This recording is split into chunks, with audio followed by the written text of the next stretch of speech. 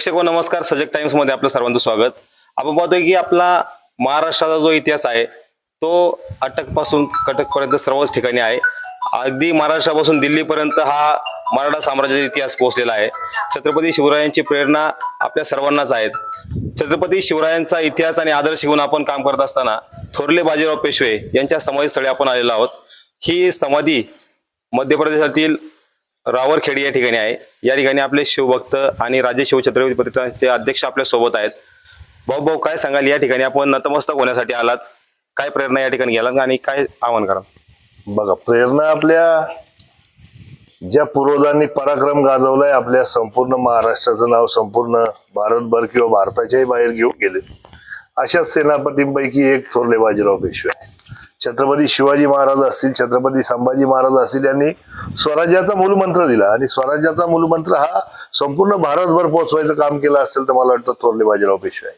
38 लढायांमध्ये एकही लढाई न हरलेलं व्यक्तिमत्व आणि प्रचंड स्पीड असेल, प्रचंड वेगाने यांनी अनेक अतिक्रमण केले आणि समोरच्याला एकदम थक्क करून सोडलं की एवढ्या कमी वेळात हे सगळं कसं एखादं सैन्य येऊ शकतं.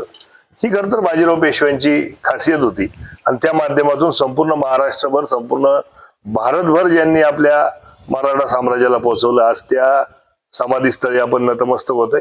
खरं तर आज शिवचातुर्य दिन देखील आहे. शिवचातुर्य दिन बरोबर आज श्रावणाचा पहिला सोमवार आहे आणि योगायोगाने उद्या थोरल्या बाजीराव पेशव्यांची जयंती आहे आणि या जयंतीच्या आदल्या दिवशी इथे येण्याचा योग येतोय. निश्चित स्वरूपात आनंदही होतोय आणि खरं तर अभिमानही आहे की आपल्या महाराष्ट्रातील संपूर्ण मावळे हे कोणत्या पद्धतीने कशा पद्धतीने लढत होते आणि कोणत्या पद्धतीने त्यांनी काम करत होते. मला वाटतं इथं आल्यानंतर आपल्याला निश्चित स्वरूपात कळाल्याशिवाय राहत नाही. आज एक सुंदर स्मारक असं महादजी शिंद्यांच्या माध्यमातून इथं बांधलं गेलंय. परंतु आता थोडस मध्य प्रदेश शासन असेल आणि महाराष्ट्र शासन असेल यांनी थोडी डागडुजी करायची आता ही वेळ आलेली आहे. मला वाटतं आपण ह्या माध्यमातून शासनाकडे निश्चित स्वरूपात विनंती करू की आपण ह्या समाधीस्थळाचं निश्चित स्वरूपात एक आकर्षक असं समाधीस्थळामध्ये रूपांतर करू की जेणेकरून ह्या सगळ्या आपल्या पराक्रमी पुरुषांच्या आपल्याला सातत्याने आठवण होत राहील आणि त्यांच्यामधून आपल्याला प्रेरणा मिळत राहील, आपल्या पुढच्या पिढीला प्रेरणा मिळत राहील.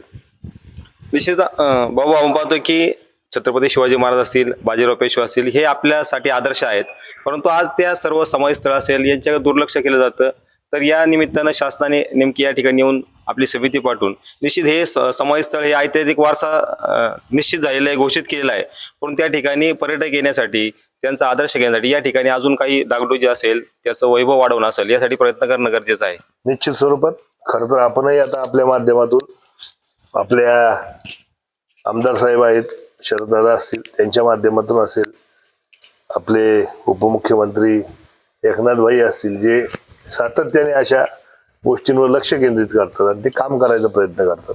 निश्चित स्वरूपात त्यांच्यापर्यंत हा विषय मांडून आपल्याला त्यामध्ये काय जे काही करता येईल निश्चित स्वरूपात शासनाच्या माध्यमातून आपण करायचा प्रयत्न करूया. निश्चित आपण काल आपण आग्र्यामध्ये होतो. आग्र्यामध्ये निश्चित आपण जे शिवचातुर्य दिन मोठ्या उत्साहात साजरा केला गेला आणि आग्र्यासारख्या ठिकाणी या ठिकाणाहून शिवचातुर्याच्या आपल्या नीतीचा, आपल्या सगळ्या बुद्धिमत्तेचा वापर करून जसे शिवराज या ठिकाणी निसटले होते, तिथं एक मोठं स्मारक होते. महाराष्ट्र शासन असेल, आग्रा उत्तर प्रदेश सरकार असेल, हे त्या ठिकाणी स्मारक करते. त्याच पद्धतीने या ठिकाणी लक्ष देऊन काही चांगलं स्मारक करण्याची गरज आहे. मी तेच म्हणतोय की आपल्याला स्मारक कशासाठी करायचंय तर ह्या सगळ्या लोकांचं यांनी जे आयुष्यभर जो लढा दिला, जे आयुष्यभर यांनी स्वराज्याचा मूलमंत्र जपला आणि स्वराज्य सर्वसामान्य लोकांसाठी कसं काम करतं याचा आदर्श ठेवला, याचा वस्तुपाठ ठेवला आणि मग यामधूनच प्रेरणा घेऊन अनेक नवीन पिढ्या, अनेक नवीन मुलं आणि नवीन समाज तयार होतात आणि यासाठी खरं तर स्मारकाची गरज आहे. आणि एक अत्यंत चांगलं स्मारक असेल तर नतमस्तक होणारी सगळीच लोक आजूबाजूची. आता आज आपण पाहतोय एक छोट्याशा गावात आज इथं समाधी आहे, परंतु तरी सुद्धा इथली सगळी लोक ते समाधीवर येतात ते इथं दर्शन घेतात. मग ही आपणही सरकारच्या माध्यमातून निश्चित स्वरूपात एखादं चांगलं स्मारक उभं करायसाठी प्रयत्न झाले तर ही आयुष्यभराची आठवण सगळ्यांची राहणार आहे आणि त्या माध्यमातून पुढच्या अनेक पिढ्यांना यांचा खरं तर संघर्षाची, यांच्या पराक्रमाची गाथा ही पुढे पुढे आपल्याला सांगता येणार आहे. निश्चितच प्रेक्षक हो, हा जो काही आपला वारसा आहे, आपलं सर्व ठेवा आहे, तो जतन करणं महत्वाचं आहे.